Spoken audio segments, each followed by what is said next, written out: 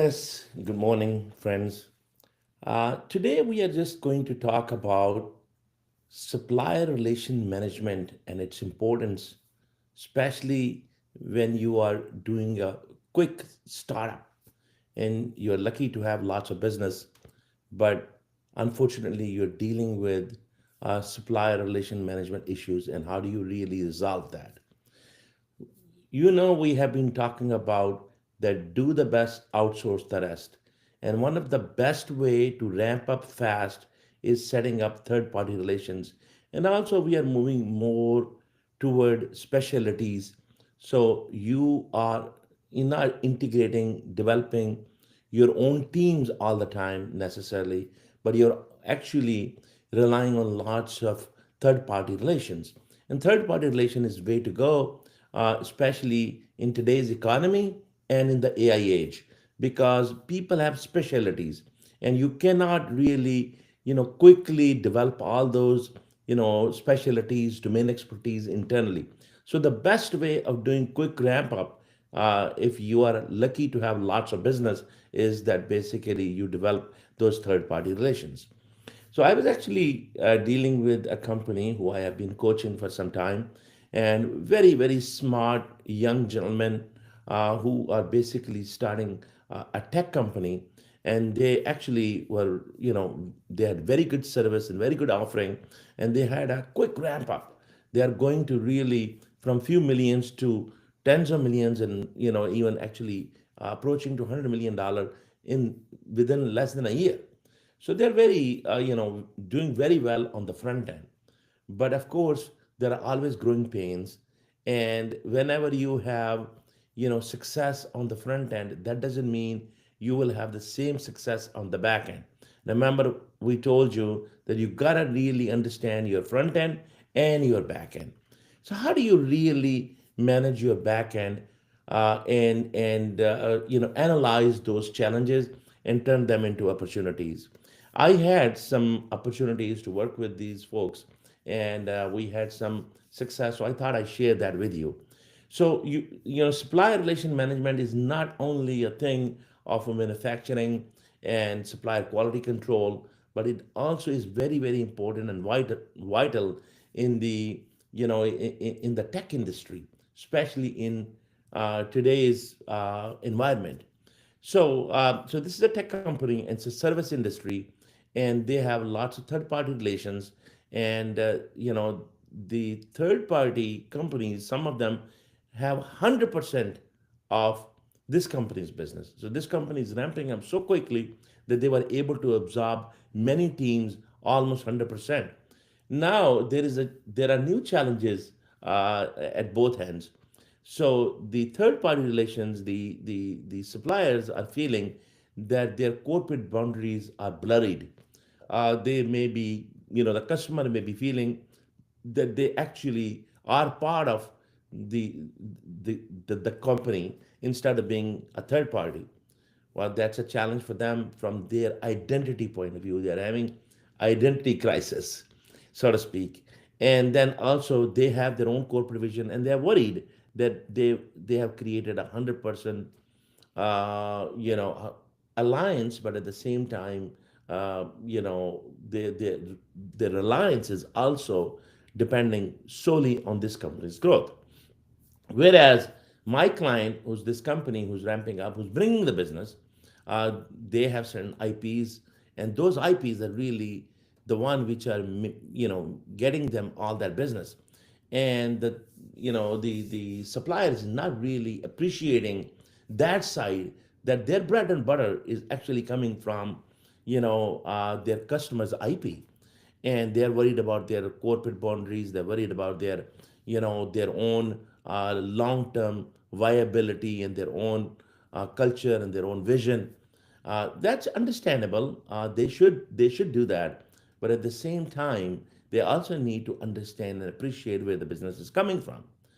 Now, so that's a dilemma we are dealing with. So, how do we really manage that dilemma? And there are other subset of those, and some of those subsets are they are not feeling appreciated as much as they feel they should be, because they believe that they're doing 100% of the fulfillment.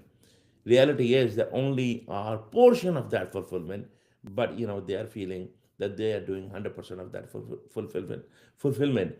And I'm sure you have seen this situation where you have set up a relationship, and then of course you you are their 100% customer, and they rely on you, they appreciate you, but at the same time it's an internal threat emerging always in their mind that, hey, what's going to happen if this company belly up, or if our own culture, our own values, and our own leverage goes away.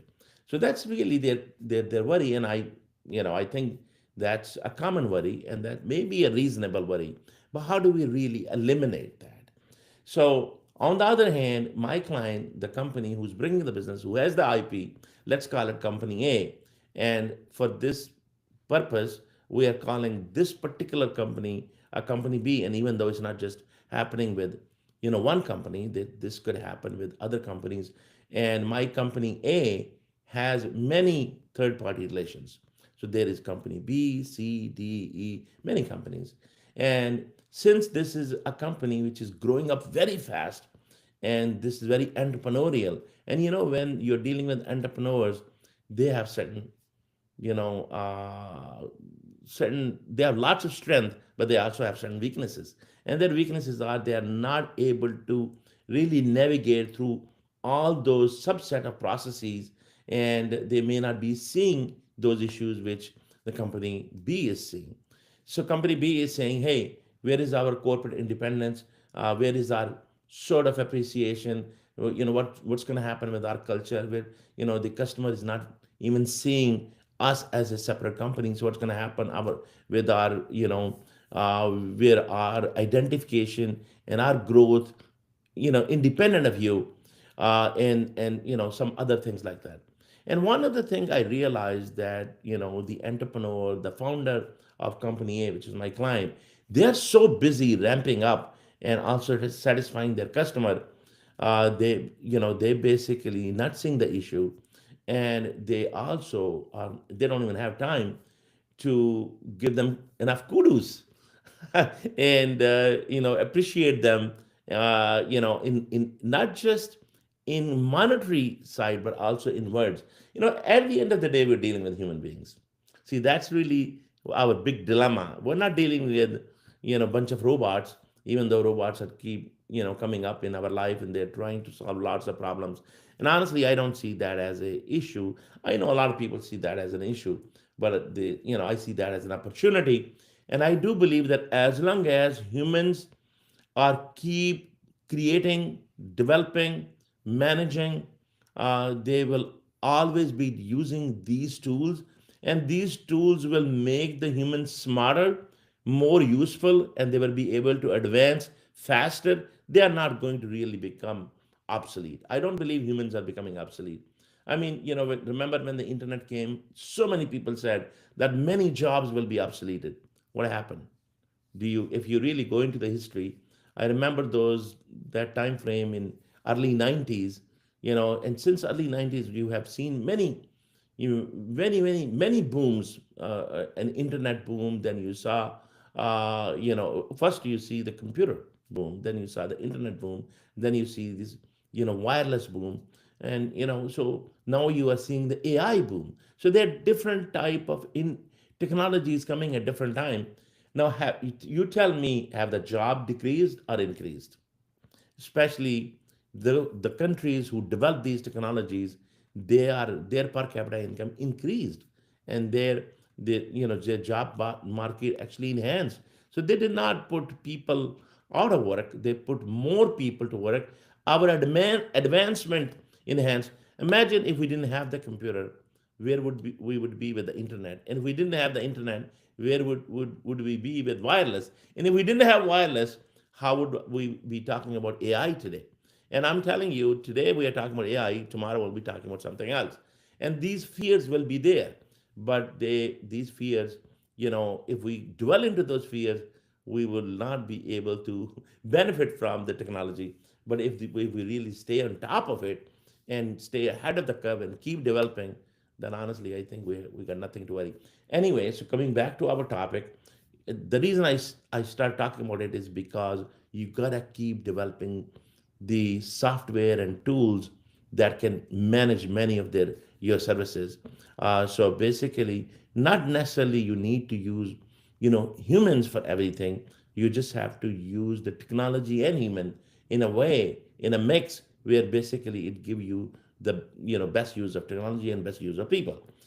So these worries are there. So what do you really do in this case?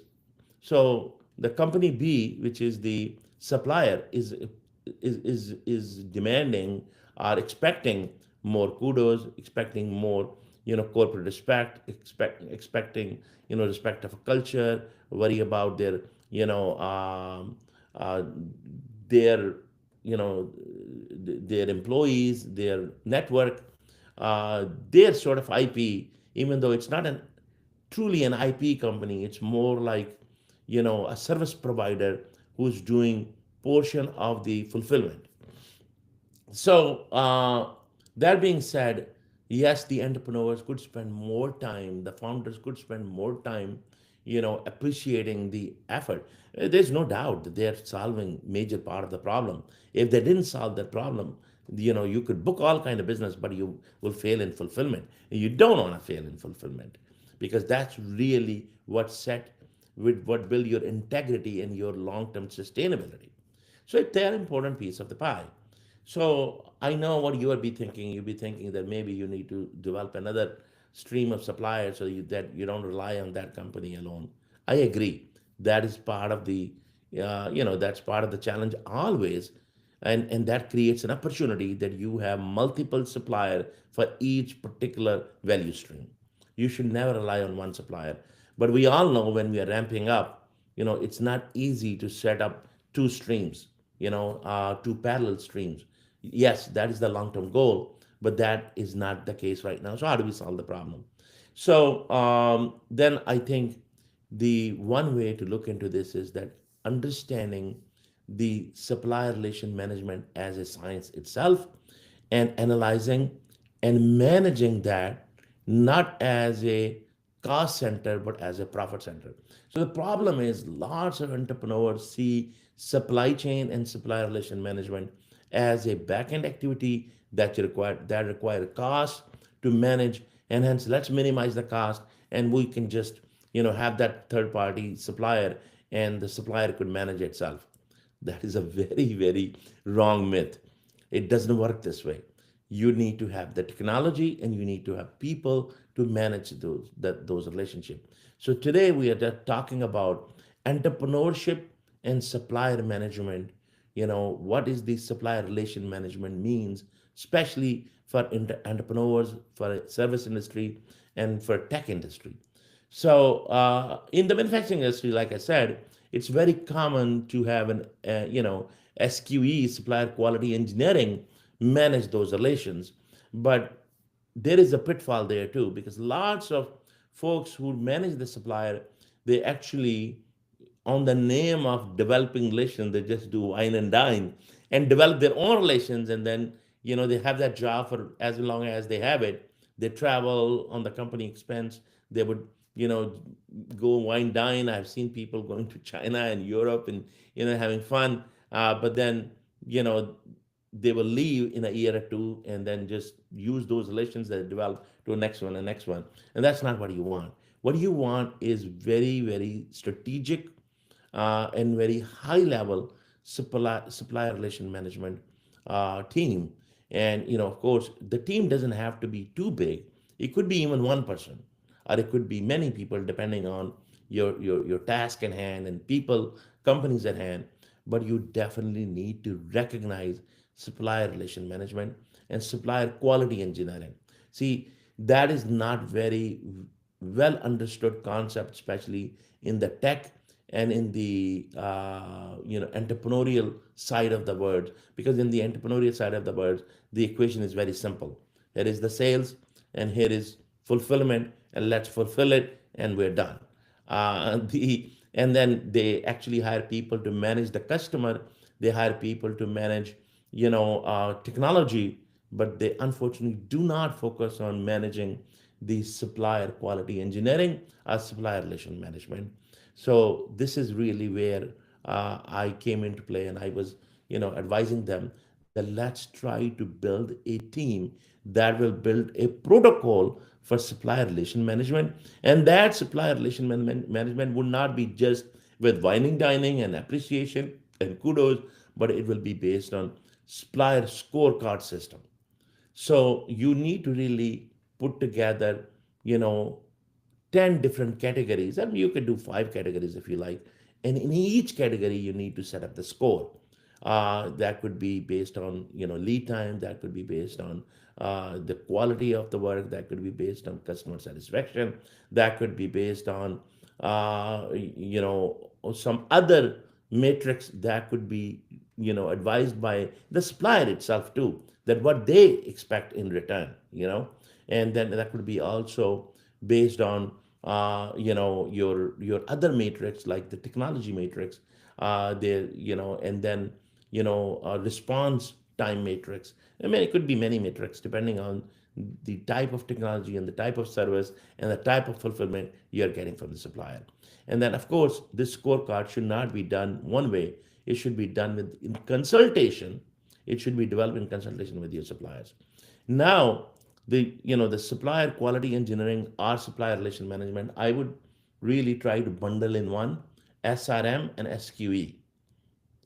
I'm not putting with SPC, you know, statistical process control.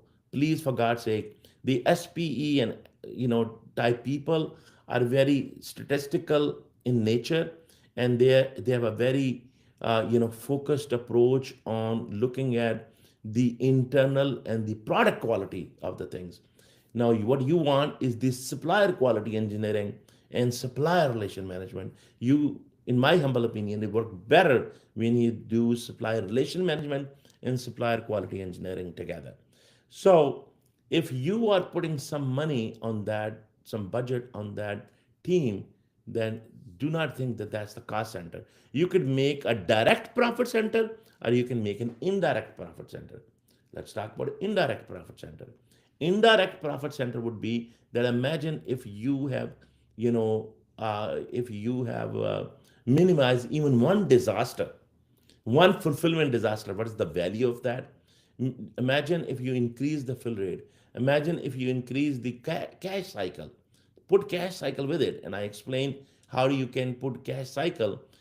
Because this would be the task of this team to figuring out how we pay our supplier and how we get paid from the customer. If the customer is paying you in 30 days and you are paying, in 15 days and in advance, in the tech industry, it's no 90 days or 120 days. Those are manufacturing deals or Walmart deals. Over here, we're talking about either getting paid in advance or paying, 50% in advance or paying, 25, 25, 25, whatever. It's a very, very short cycle.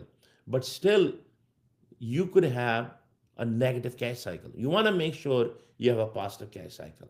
So, so that could be part of that team's work. Now imagine if they have a positive cash cycle responsibility and they take that, what will be the profit of that?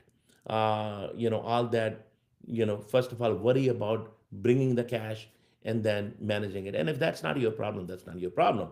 And then it could also be looked into uh, improving those metrics. And if you improve those metrics like the fulfillment rate, like the lead time, like it's sometimes, believe it or not, there is overbilling and we're not even realizing it, especially in the service industry. So this SQE, SRM team could work with finance team. And again, this is a small company. It's entrepreneurial. Everything is growing fast. You don't have lots of departments. So, you could combine the supplier relation management with finance, or you can combine with the engineering or with the quality team. Whatever team you have, you can combine. But this job should be clearly understood that their job is to maintain the quality of the supplier, and in quality could mean also fulfillment, and on time delivery, or coming up with new technologies, coming up with new matrix, coming up with new ideas with the supplier, because suppliers always have their own stuff going on and their own development going on, and if they don't, you need to push them to that direction, that they're not just relying on you. They should be out there looking for other things. And if they're worried that their 100% reliance is on you, then unfortunately they have not really built extra team. The all the money and funds they're getting from you, they need to be able to allocate some new teams to develop some new technologies and new customer base. So that's really their job. But at the same time, you could encourage that too, because there is no harm of having healthy supplier, a supplier who can sustain. You don't want a supplier who only rely on you either, you know. And but the most important thing is that appreciation of the supplier, but not just based on gut feeling, but based on actual scorecard, based on actual science. And there could be many other things I could say in this regard, but honestly, I wanted to really uh, I wanted to really highlight the supplier relation management side of things, because that is really not understood. And the other thing is that this team, the supplier relation management, supplier quality engineering team, SRM, SQE team, can also develop their own, applications, and that scorecard they develop, that could be an app as well, and that could be a technology you could develop, which could be utilized for many other supplier, and that could actually also could be marketed as a as a tool itself. So so that supplier relation management, so supplier quality engineering, is a science on its own, and it's also a profit center. And it could be an indirect profit center, like I explained you, or could be a direct profit center. The direct profit center would mean is that you are actually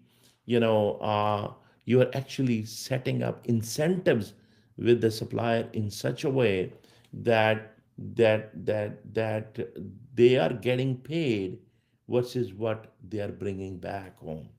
So many times these SRM, SQE folks are actually bringing in new business, because they're out there trying to develop their own business, because they are in the same stream, same technology, same service. They could also be developing new relations and new customers.